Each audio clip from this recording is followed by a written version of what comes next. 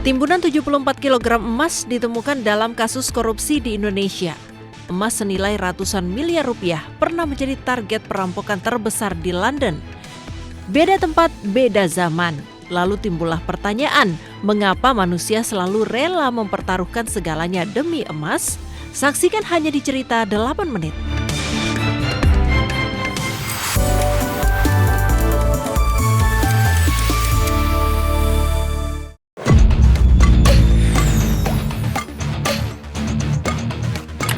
Enam pria bersenjata memasuki gudang perusahaan keamanan Brink's-Mat di Heathrow. Rencana awal mereka hanya mengincar uang jutaan pound sterling secara tunai. Tapi yang mereka temukan justru hampir 3 ton batang emas.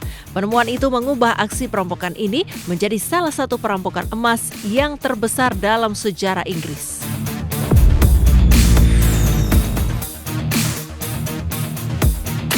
Berbeda dengan uang atau berlian, emas bisa menghilangkan identitasnya dalam hitungan jam.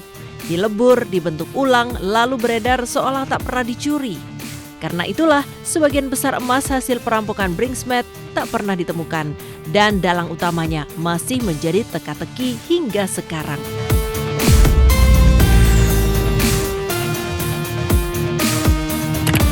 Dan disinilah letak alasan kedua mengapa emas begitu disukai pelaku kejahatan. Nilainya tinggi dalam ukuran kecil, mudah dibawa, mudah disembunyikan, dan bisa dicairkan kapan saja tanpa meninggalkan jejak transaksi seperti rekening bank. Berbeda dengan uang tunai yang bisa dilacak alirannya, emas yang sudah dilebur ulang nyaris tak mungkin dibuktikan asal-usulnya.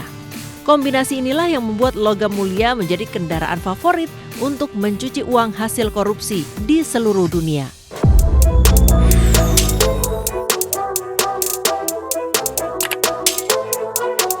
Sebelum menjadi alat tukar, emas sudah lebih dulu melintasi galaksi. Para ilmuwan meyakini emas terbentuk saat 2 bintang neutron bertabrakan di luar angkasa miliaran tahun sebelum bumi terbentuk.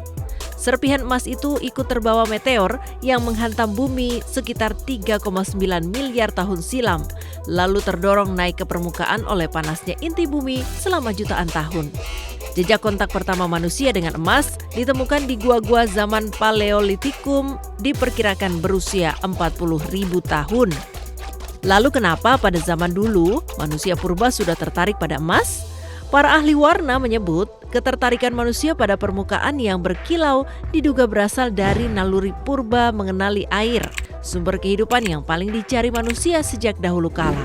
Ketika mata melihat kilau emas, respon yang muncul mirip dengan saat manusia purba melihat permukaan air yang bergerak.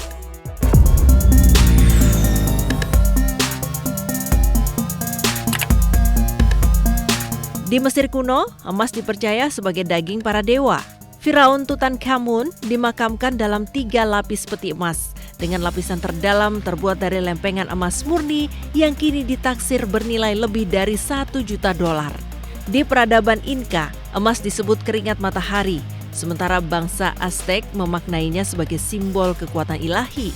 Ribuan tahun kemudian, pada 1792, Kongres Amerika Serikat menetapkan emas sebagai patokan resmi nilai dolar.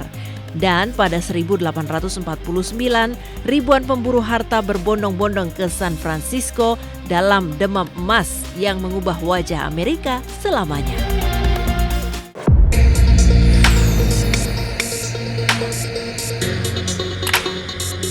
Di sisi lain, sepanjang sejarah emas selalu dijadikan penanda status sosial. Pada masa Roma kuno dan Eropa abad pertengahan, bahkan ada aturan yang melarang orang biasa mengenakan emas terlalu banyak sebab logam itu hanya pantas untuk kalangan bangsawan. Pola ini bertahan hingga kini. Medali Olimpiade, penghargaan Nobel, hingga trofi-trofi bergengsi dunia, semuanya dibuat dari atau dilapisi emas sebagai simbol pencapaian yang langka dan istimewa.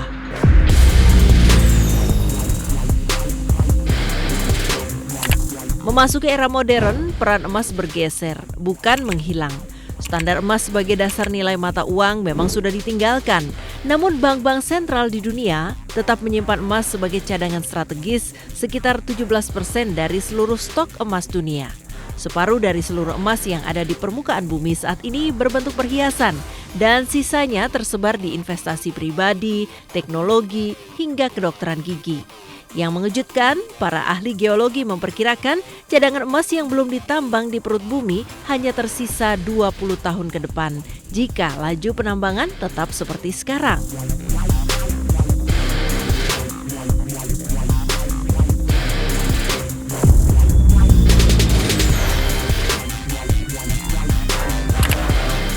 Dengan kata lain, obsesi manusia pada emas bukan sekedar soal harga jualnya.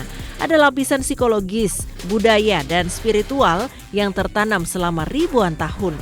Dan selama lapisan itu masih ada, emas akan terus menjadi incaran, baik oleh kolektor, investor, maupun pelaku kejahatan.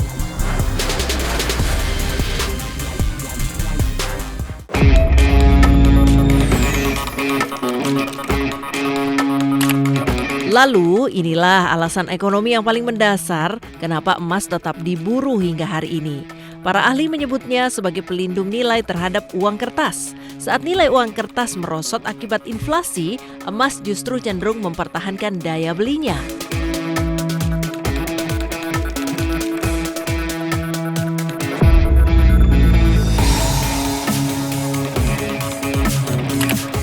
Pertama, soal kelangkaan. Bank sentral bisa mencetak uang kapan saja, dan semakin banyak uang beredar, semakin turun nilainya. Sementara emas tidak bisa dicetak begitu saja. Jumlahnya terbatas dan butuh proses penambangan yang panjang serta mahal.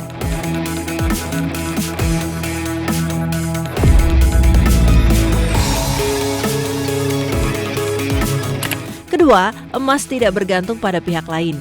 Uang di bank bergantung pada kesehatan sistem perbankan dan pemerintah yang menerbitkannya, dan bisa tidak bernilai saat terjadi hiperinflasi seperti di Venezuela atau Zimbabwe. Sementara emas fisik sepenuhnya milik pemegangnya, tanpa perlu jaminan dari siapapun.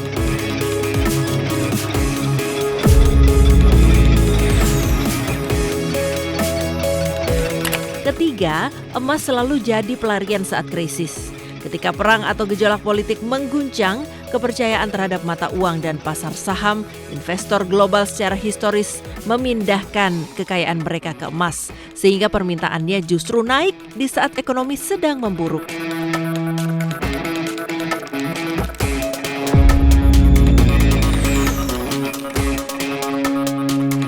Dan keempat, emas bersifat universal. Di negara manapun, emas batangan bisa langsung ditukar dengan mata uang lokal. Berbeda dengan mata uang negara berkembang yang sering sulit ditukar saat negaranya sedang dilanda krisis.